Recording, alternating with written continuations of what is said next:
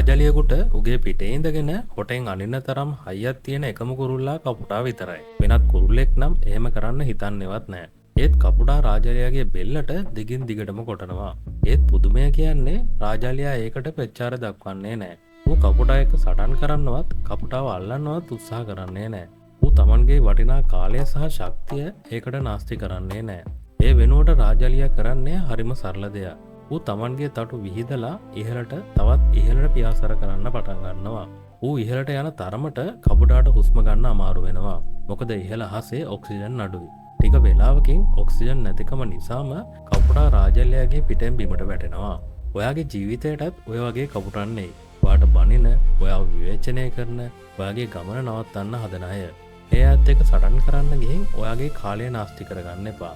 ඒ අයගේ මට්ටමට වැටෙන්න එපා. ඒ වෙනුවට රාජලියා වගේ වෙන්න. ඔයාගේ ප්‍රමිතිය, ඔයාගේ ඉලක්ක, ඔයාගේ වැඩ කටයුතු තවත් ඉහළට ගෙනියන්න. ඔබ ඉහළට යනකොට ඔබට කරදර කරන අයව නිකම්ම අතරමං වෙලා යයි. ඔබට පහර දෙන අය සමග සටන් නොකරන්න. ඉහළටම පියාසර කරන්න. ඔවුන්ට එහිදී හුස්ම ගැනීමට නොහැකි වනු ඇත.